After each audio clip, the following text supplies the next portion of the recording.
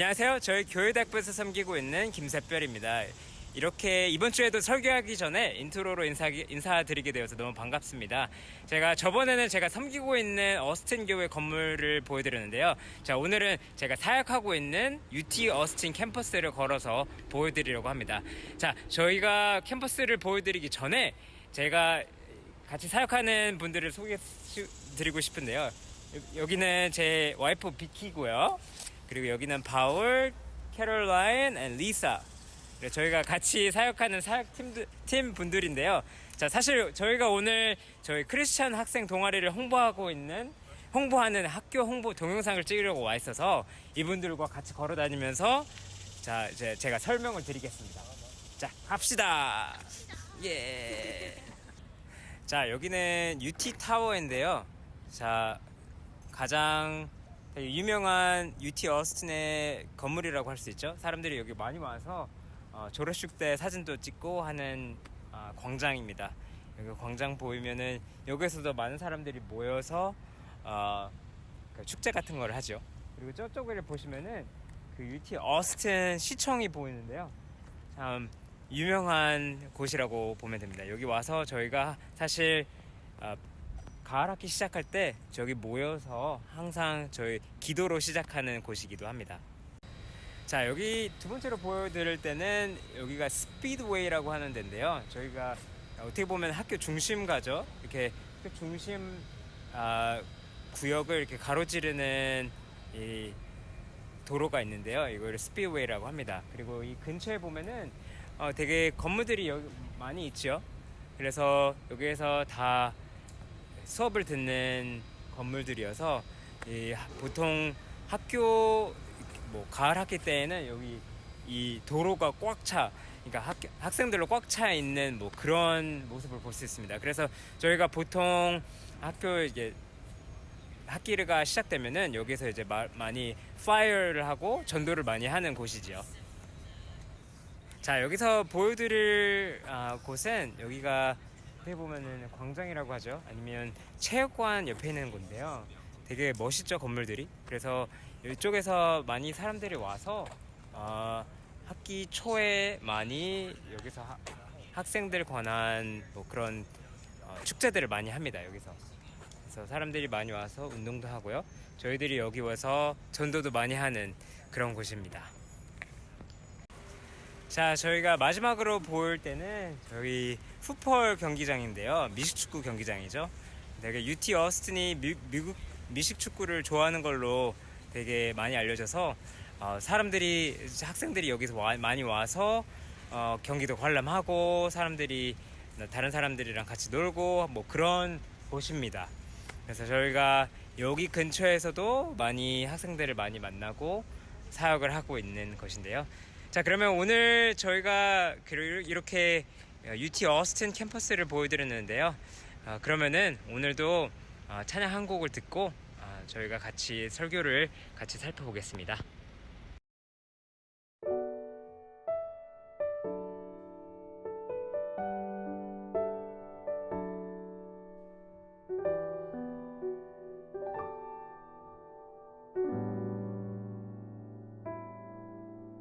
나 무엇과도 주님을 바꾸지 않으리.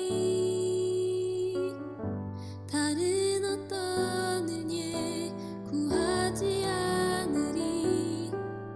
오직 주님만이 내 삶의 도움이시니 주의 얼굴 보기 원합니다. 나 무엇과도 주님을 바꾸지 않으리. 다른 어떤 은혜 구하지 않으리. 오직 주님만이 내 삶의 도움이시니 주의 얼굴 보기 원합니다. 주님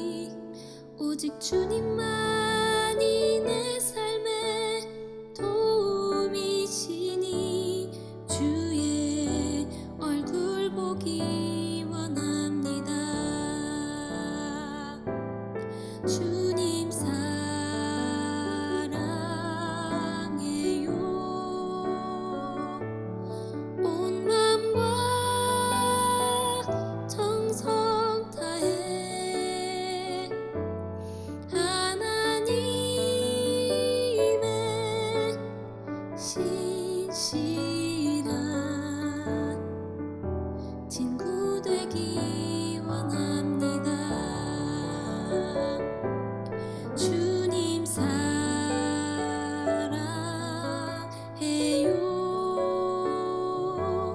온 마음과 정성 다해 하나님의 신실한 친구 되기 원합니다.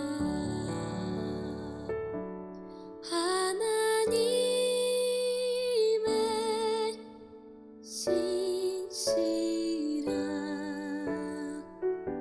친구 되기 원합니다.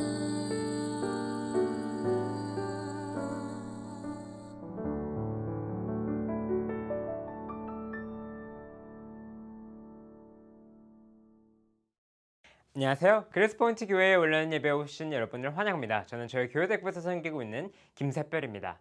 오늘 인트로를 통해서 이렇게 제 와이프와 저희가 같이 섬기고 있는 사역팀을 소개시켜드리고 저희가 섬기고 있는 UT 어스틴 대학 캠퍼스를 잠깐 보여드렸습니다. 특히나 가을 학기 시작이 성큼 다가왔는데요. 8월 중순이 되면 어김없이 많은 이렇게 새롭게 학교에 오는 학생들로 캠퍼스가 북적거리는데요. 저희도 이제 새로운 학생들을 만나고 전도하려고 지금 많은 계획을 준비하고 있습니다. 특히나 사역 때문에 매우 바쁜 시간이 오기 전에 저희가 기도로서 무장을 하고 학생들을 위해서 중보기도로 기도를 하고 있는데요. 설교를 들으시는 한우부 가족분들도 UT 어스틴 대학 캠퍼스에서 섬기는 저희들을 위해서 생각이 나실 때 기도해 주시면 좋겠습니다. 자, 저희가 마태복음에서 계속 산상선교를 계속 공부하고 있는데요. 저번 주에는 김철현 전도사님께서 마태복음 7장 7절부터 11절을 통해서 구하라, 찾으라, 문을 두드리라고 하신 예수님의 말씀이 어떠한 뜻인지를 같이 살펴보았습니다. 자, 이제 이 마태가 적은 예수님의 산상설교의 그 마지막 부분만 남았죠. 그 7장 13절에서 27절까지이죠. 이때까지 그 예수님께서 산상설교를 통해서 하나님의 나라의 본질이 무엇이며 하나님의 나라를 상속받는 자로서 살아가는 모습이 어떠한지 계속해서 알려주셨습니다. 그리고 이 마지막 부분에서는 이러한 말씀을 들은 사람들은 예수님을 위하거나 아니면 반대하는 두 가지에 분류된다라는 것을 그 네 번이나 반복해서 이렇게 패턴으로 그렇게 말씀을 하시는데요. 첫 번째로는 13절과 14절에서 그 두 가지의 문과 길이 있다라는 것을 말씀하시고요. 두 번째로는 15절에서 20절에서 그 두 가지의 선지자들이 있다라고 이렇게 말씀을 하시고요. 세 번째로는 21절과 23절에서 그 두 가지의 제자들이 있다라는 것을 말씀하시고요. 네 번째로는 24절과 27절에서의 그 두 가지의 기반으로 우리의 삶을 살 수 있다라고 말씀을 하십니다. 저희가 그 오늘 본문을 통해서 첫 번째와 그 두 번째 모습을 같이 살펴보도록 하겠습니다. 자, 그러면 저희가 본문을 같이 읽어보도록 하겠습니다. 13절부터 읽어보면은 좁은 문으로 들어가라. 멸망으로 인도하는 문은 크고 그 길이 넓어 그리로 들어가는 자가 많고 생명으로 인도하는 문은 좁고 길이 협착하여 찾는 자가 적음이라. 자, 여기 본문에서 예수님께서 두 가지의 문과 두 가지의 길이 있다라는 것을 알려주시는데요. 자, 제가 그 산에서 등산하는 것을 되게 좋아하는데요. 제가 친구들과 등산을 하러 가면은 제가 보통 계획을 해서 이끄는 경우가 많아서 제가 앞에서 이렇게 길을 찾으면서 이렇게 걸어갑니다. 걸어가다 보면은 길이 이렇게 갈라지는 갈림길의 순간이 많이 나오는데요. 이런 갈림길에서 잘못 길을 가면은 길을 또 되돌아야 되는데 보통 무거운 산악기구들을 듬직하게 넣고 다녀서 꽤나 고생을 하는 기억이 납니다. 그래서 갈림길이 이렇게 나오면은 그 주변에 이정표가 있는지 잘 보면서 가면은 도움이 되죠. 자, 13절 첫 부분을 보면은 예수님께서는 이 두 가지의 문과 길 사이에서 등산하다가 갈림길에 나오는 이정표와 같이 길이 좁은 문과 길을 선택하라고 이렇게 바로 말씀을 하시는 것입니다. 자, 그런데 그 예수님이 말씀하시는 이 좁은 문과 좁은 길은 무엇을 의미할까요? 자, 오늘의 본문이 예수님의 산상 설교의 끝부분에서 나오는 본문이라고 이렇게 말씀을 드렸죠. 그렇기 때문에 그 문맥을 생각해 보면은 예수님께서 말씀하시는 그 좁은 문과 좁은 길은 바로 예수님께서 산상설교에서 말씀하셨던 것과 같이 오직 예수님을 구원의 길인 것이라고 믿고 예수님의 말씀을 따르면서 사는 그 길을 말씀하는 것입니다. 그것과 대조돼서 큰 문과 큰 길은 예수님 외의 것들을 의지해서 살아가는 모습을 묘사하는 것이죠. 예수님께서는 요한복음 14장에서 이렇게 말씀하셨습니다. 6절을 보면은 예수님께서 이르시되 내가 곧 길이요 진리요 생명이니 나로 말미암지 않고는 아버지께로 올 자가 없느니라. 그러니까 예수님께서는 오직 예수님을 믿고 예수님을 따라야지만 예수님께 갈 수 있다라고 이렇게 선명하게 말씀을 하십니다. 그렇기 때문에 좋은 일들을 많이 해서 아니면은 다른 종교의 신들을 잘 믿어서 아니면 세상이 제시하는 구원의 방법을 잘 따라서, 그러니까 다시 말해서 예수님의 외의 것들을 통해서 하나님이 계신 천국에 갈 수 없다라고 이렇게 말씀을 하는 것입니다. 자, 13절과 14절을 조금 더 읽어보면은 예수님께서는 저희가 그 선택해야 하는 이 두 가지의 문과 길이 어떻게 다른지를 세 가지의 차이점을 비교하시면서 보여주시는데요. 첫 번째 차이점은 예수님을 따르는 좁은 문과 길은 협착하지만 큰 문과 길은 그 길이 넓어서 쉽게 간다라는 것입니다. 자, 협착하다라는 것은 그 좁다라는 것을 말을 하는데요. 영어 본문을 보면은 그 길이 험난하다, 그러니까 쉽지 않다라고 이렇게 표현을 합니다. 예수님을 따르는 길은 왜 협착하고 험난한 것일까요? 예수님을 따르는 모습이 어떠한지는 다른 데를 둘러보지 않고 저희가 계속 공부해왔던 산상선교를 보면은 바로 알 수 있습니다. 저희에게 악한 행동을 하는 자들을 대적하지 않고 우리를 사랑하는 사람만 사랑하는 것이 아니라 원수까지도 사랑하는 그런 모습. 박해를 받을지라도 의로운 선택을 하고 예수님을 따르는 것 때문에 다른 사람들이 조롱하는 것을 참고 견디며 겉 행동만으로 살인하지 않고 간음하는 것이 아니라 마음속에서까지 다른 사람에게 화내지 않고 음욕으로 사람을 보지 않고 세상에 보물을 쌓는 것이 아니라 하늘의 보물을 쌓는 삶을 살으라고 하신 이러한 말씀만 잠깐 읽어보면은 예수님께서 저에게 가르쳐 주신 하나님 나라의 도덕적 계명을 지키려고 정말로 노력하려고 했을 때, 와, 예수님께서 가르쳐 주신 대로 정말 사는 것이 힘들구나 라는 것을 깨닫게 됩니다. 왜냐면은 저희가 저희 삶에서 예수님께서 말씀하시는 것과 같은 상황에 처해졌을 때 예수님의 길을 선택하는 것이 아니라 세상 사람들의 길을 선택하고 싶은 것이죠. 다른 사람들이 우리를 싫어하면 나도 그 사람들을 똑같이 아니면 더 증오하고 싶고, 박해를 받을 때는 도덕적 지름길을 택하고 싶어하고, 아무리 그 마음속에서 청결하게 살려고 해도 마음속에서 쏟아지는 증오와 음흉한 생각을 주체하지 못하고, 다른 사람들을 용서하라는 예수님의 그 길보다는 용서하지 않고 마음속에서 계속 남아두고 지나가는 그 세상의 길이 더 쉬운 것입니다. 그렇기 때문에 예수님께서 말씀하시는 이 두 번째 차이점은 그 문으로 가는 사람들이 많고 대다수지만 좁은 문으로 가는 자들은 적고 소수라는 차이점입니다. 예수님을 따르는 길에 소수의 사람들만 있는 이유는 예수님의 길을 따르려고 살려고 하면서 치러야 하는 비용이 클 뿐만 아니라 예수님의 길을 따르는 것이 세상을 따르는 것과 정반대이기 때문입니다. 저희 어슨 교회에서 헨리라는 형제분이 계시는데요. 이 형제분께서 전혀 예수님을 모르시고 사시다가 대학교 때 버클리에서 예수님을 만나게 되어서 예수님을 구주로 영접하십니다. 자, 이제 대학교를 졸업하고 나서 직장을 찾으려고 이렇게 하면서 두 직장을 얻으셨는데, 한 직장은 버클리 교회에서 멀리 떨어진 뉴욕에서 유명한 금융기업의 잡 오퍼를 받고, 다른 직장은 버클리 근처에서 이렇게 잡 오퍼를 받으셨습니다. 이 형제분이 이게 어디에서 일을 할까 이렇게 많이 고민을 하시면서 뉴욕 직장이 명성도 좋고 유명한 기업이기에 근래에 예수님을 영접하셔서 기독교인으로 교회 공동체에서 더 자라기 위해서 뉴욕 직장 오퍼를 거절하고 버클리에 남으시기로 결정을 하셨습니다. 근데 그때 그 형제 주변에 있는 모든 사람들이 왜 그렇게 상식에 벗어나는 결정을 하냐고 다 다그치고 말렸다고 하십니다. 이 세상 사람들의 입장에서는 예수님을 따르려고 세상의 것들을 둘째 것으로 선택하는 모습을 이해하지 못하는 것이죠. 예수님을 따랐던 군중들은 예수님께서 왕의 왕으로, 왕 중에 왕으로 오셨던 그 힘과 권력으로 이스라엘 사람들을 해방시키는 것이 아니라 모든 사람들의 죄를 사하 주시기 위해서 종으로 오셨다라는 메시지를 들었을 때 이런 예수님을 거절하고 결국에는 그 십자가에서 못 박혀 죽게 마음을 돌린 것입니다. 한마디로 자신들의 세상적 관점으로 예수님의 길을 전혀 이해를 하지 못한 것이죠. 그렇기 때문에 그 예수님을 따르는 길에는 오직 소수의 사람들만이 있게 되는 것입니다.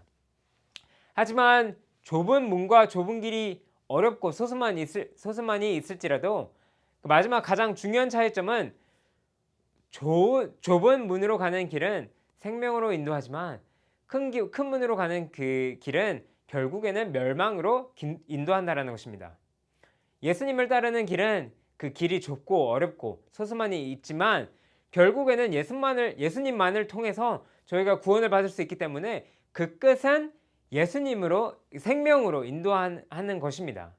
그와 반대로는 그 예수님을 따르는 것이 아니라 세상을 따르고 다른 신들을 따르는 길은 그 길이 쉽고 많은 사람들이 그 길에 있지만 그 모든 것들이 저희의 영혼을 구원해 주지는 못하는 것입니다.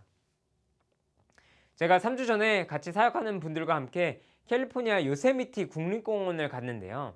특히 버날 폭포라는 등산로가 아주 유명한데 그 등산로를 같이 등산을 했습니다. 100m나 되는 그 폭포를 바로 옆에서 계단을 따라가면서 폭포 위쪽까지 폭포로 흐르는 상류 계곡을 갈 수 있는데요. 이 폭포가 아름답기로 유명한데 예를 들어서 이 폭포로 흐르는 그 상류 계곡에서 사람들이 튜브를 타면서 물살을 타면서 내려온다고 이렇게 말을 합시다. 아무리 그 계곡에서 이렇게 재밌게 시간을 보내고 있어도 그리고 안전한 것처럼 보여도 그 결국에는 그 계곡의 끝은 폭포이기 때문에 마지막에 다 멸망하게 되는 것이죠. 죽게 되는 것이죠. 다 이것과 같이 예수님이 아닌 다른 종교와 다른 세상을 따라서 사는 것은 이렇게 계곡에서 둥둥 떠내려가는 것과 같은 것입니다. 둥둥 떠내려가면서 아무리 좋은 시간을 보내도 그 끝이 폭포이기 때문에 계곡에서 바로 벗어나야 되는 것이죠. 자, 예수님께서는 이 본문을 통해서 말씀하시는 것은 예수님의 말씀을 들은 모든 사람들은 이 둘 문과 길, 그러니까 한마디로 예수님의 길과 예수님의 외의 길 사이에서 선택을 해야 한다라는 것입니다. 자, 어떤 분들은 내가 굳이 이렇게 바로 선택을 해야 하나? 조금 기다렸다가 이렇게 선택하면 되나요? 이렇게 라고 생각을 하시는데요. 사실 선택을 미루는 것조차 선택입니다.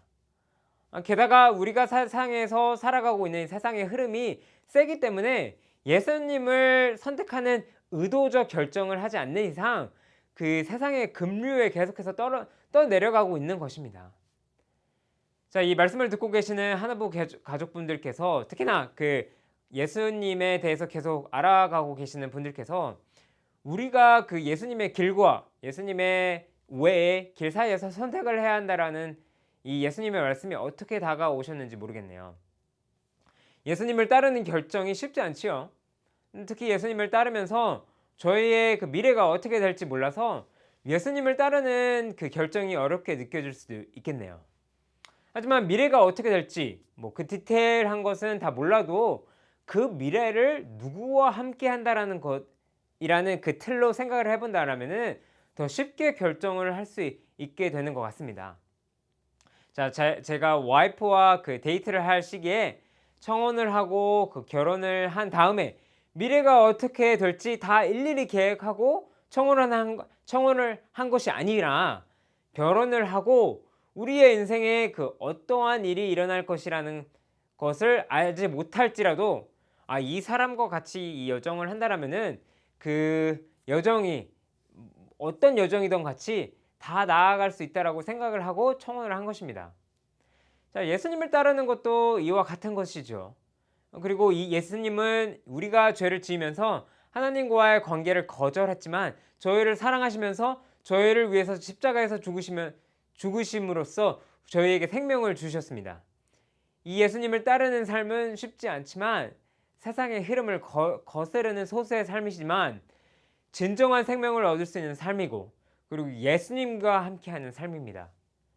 자, 이 말씀을 듣는 모든 하늘보 가족분들께서도 예수님을 따르시면서 영원한 생명의 삶을 살 수 있기를 제가 기도를 하겠습니다. 자, 그러면은 제가 다시 본문으로 돌아가서 본문을 읽어보겠습니다. 15절부터 읽어보면은 거짓 선지자들을 삼가라. 양의 옷을 입고 너희에게 나오나 속에는 노략질하는 일이라. 그들의 열매로 그들을 알지니 가시나무에서 포도를 또는 엉겅퀴에서 무화과를 따겠느냐. 이와 같이 좋은 나무마다 아름다운 열매를 맺고 못된 나무마다 나쁜 열매를 맺나니 좋은 나무가 나쁜 열매를 맺을 수 없고 못된 나무가 아름다운 열매를 맺을 수 없느니라. 아름다운 열매를 맺지 아니하는 나무마다 찍혀 불에 던져느니라. 이러므로 그들의 열매로 그들을 알리라. 자, 제가 그 설교 처음에서 말씀드렸다시피 예수님께서 이 본문에서 두 가지의 선지자, 즉 진정한 선지자와 거짓 선지자가 있다라는 것을 알려주셨는데요. 15절을 보면은 이 거짓 선지자가 어떠한지 예수님께서 이렇게 말씀을 하십니다.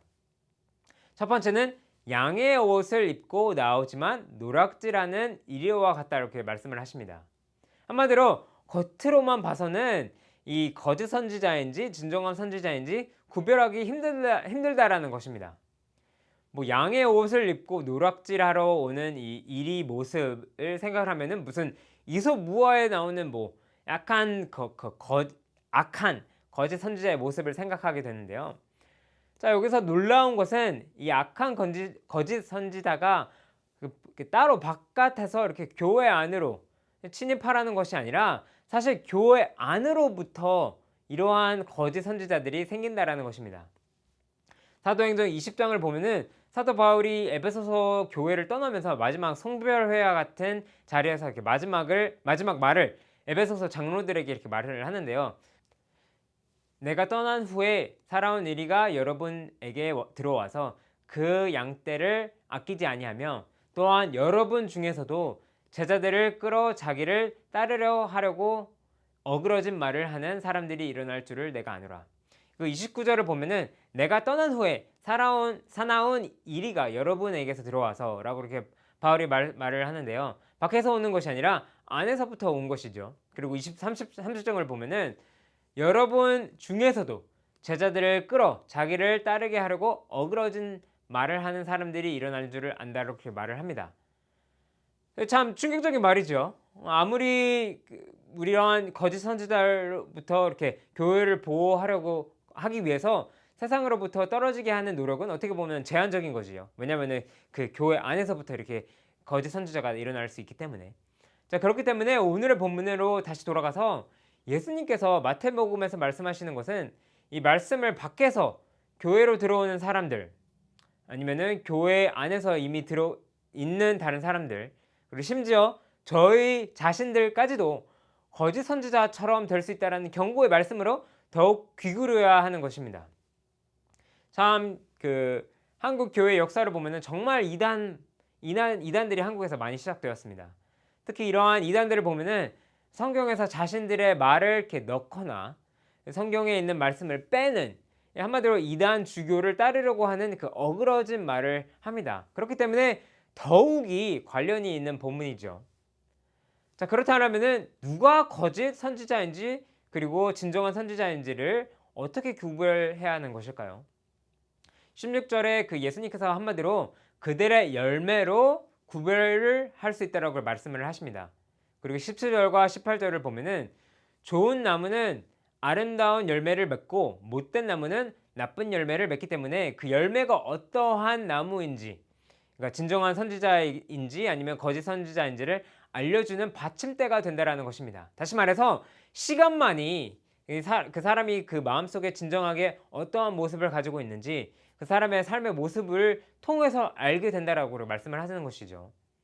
자, 그렇다면은 아름다운 열매와 좋지 않은 열매를 맺는 사람의 모습은 어떠한 모습일까요?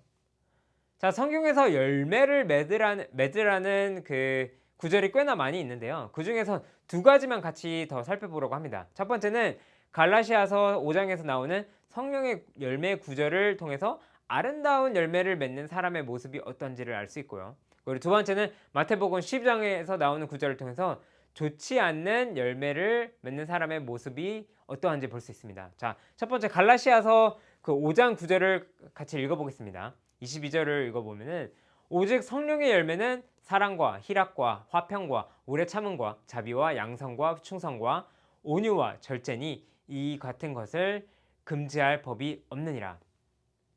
자, 이 구절을 보면은 아름다운 열매의 모습이 단순한 행동만을 말하는 것이 아니라 그 성령님께서 저희의 마음속을 변화시켜 주셔서 그 변화가 밖에 나오는 모습을 말씀해 주시는 것이죠. 이 9가지의 열매들을 3가지 그룹으로 이렇게 분류해서 한 가지씩 살펴보고자 하는데요. 첫 번째 그룹은 하나님께서 주신 사랑으로 인해서 저희의 마음속이 변화된 모습을 말을 합니다. 자, 첫 번째는 사랑은 그러니까 남을 위해서 우리를 희생하는 것을 말을 하는 것이고요. 희락은 어떠한 상황이든지 간에 뿌리 깊게 흔들리지 않는 기쁨을 말하는 것이죠. 화평이라고 하면은 바깥 세상 상황에서 흔들리지 않는 내면의 그 평온함을 말을 합니다. 그리고 두 번째 그룹의 그 열매들은 이러한 하나님께서 주신 사랑으로 인해서 다른 사람들과의 관계에서 나오는 열매들을 볼 수 있습니다.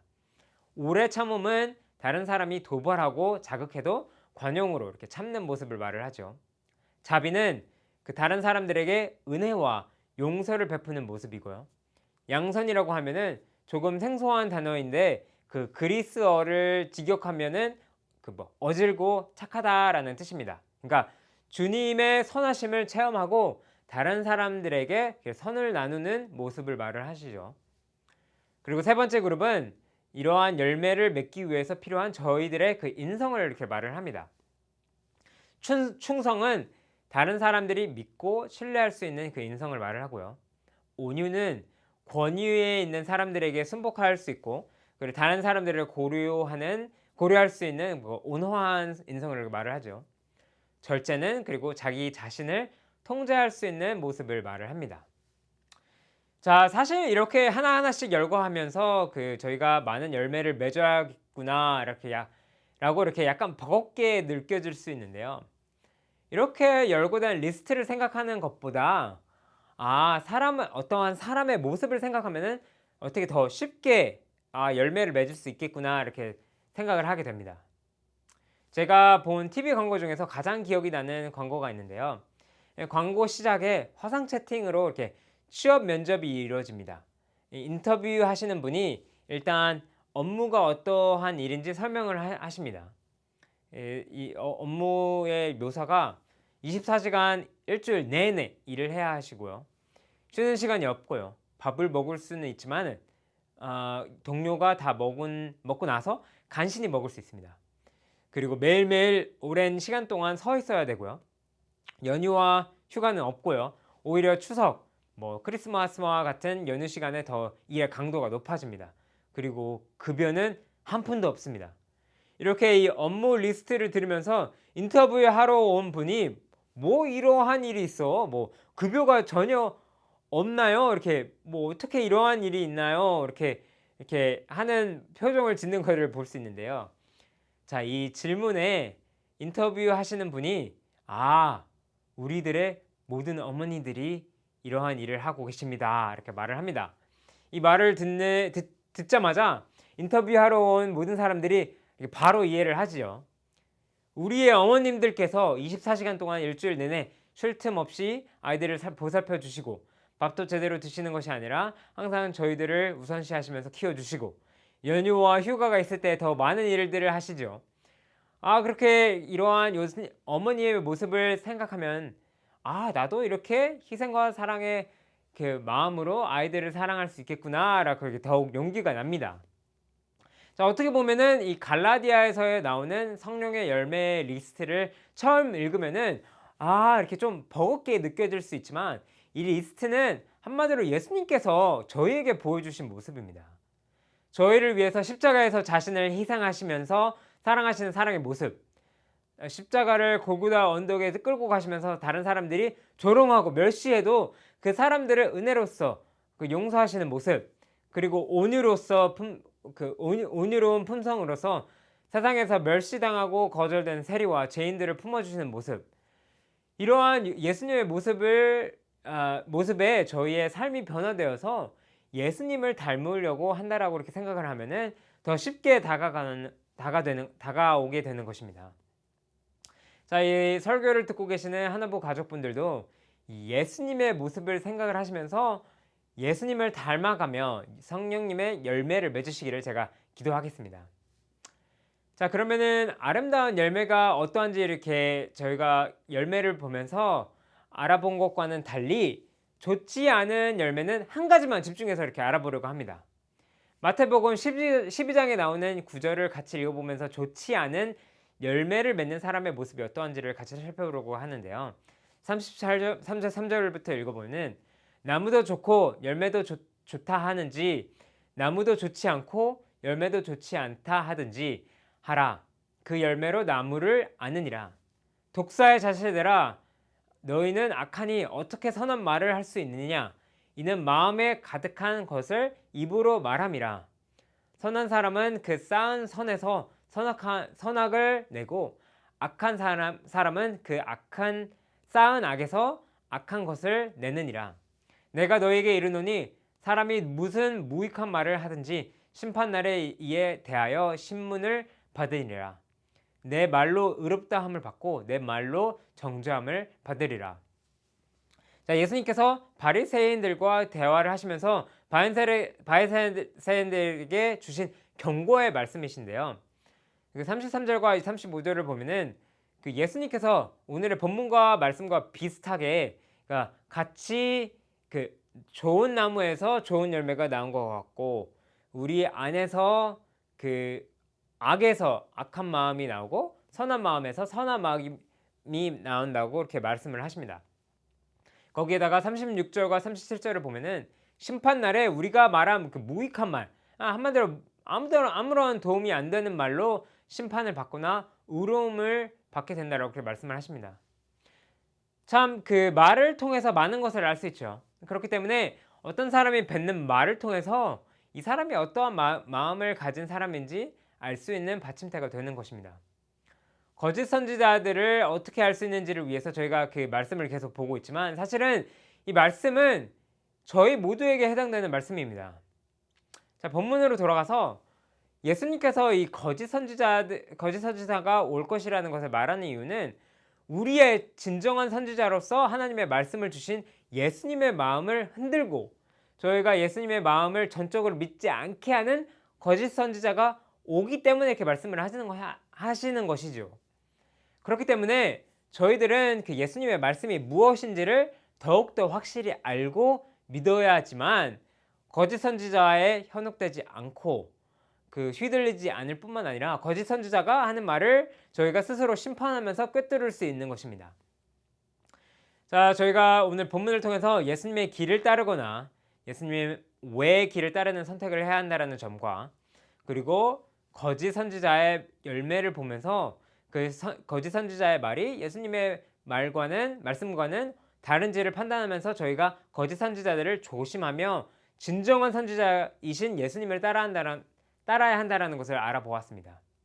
자, 오늘 한 주간 예수님의 말씀을 되새기면서 예수님을 선택하시는 하나부 가족분들 여러분들이 되시기를 제가 성원하겠습니다. 자, 그러면은 기도로 제가 예배를 마치겠습니다. 하나님 아버지, 오늘 이렇게 말씀을 주신 거 감사합니다. 저희가 많은 예수님을 따르는 길과 예수님의 외의 것들을 따르는 길을 알아가면서 예수님을 따르는 길이 협착하고 외롭기에 종종 예수님 외의 길을 따르는 것에 유혹되는 것을 고백합니다. 하지만 예수님을 따르는 길이 오직 생명이라는 것을 그리고 그 길을 우리를 위해서 십자가에서 못 박히신 예수님과 함께하는 길이라는 것을 기억하면서 예수님을 따르기를 원합니다. 하나님, 특히 예수님 따르는 것에 대해서 고민하고 있는 하나부 가족분들을 위해서 기도하기를 원합니다. 예수님을 따르면서 미래가 어떻게 될지 계획하고 계산하는데 너무 지친 분들에게 예수님과 관계를 맺는 여정이라는 것을 깨닫게 해주시고, 예수님 외의 것들을 따르는 모든 길들은 멸망에 이르기에 예수님 길을 선택할 수 있도록 도와주세요. 자, 그러면 예수님의 이름으로 기도드립니다. 아멘.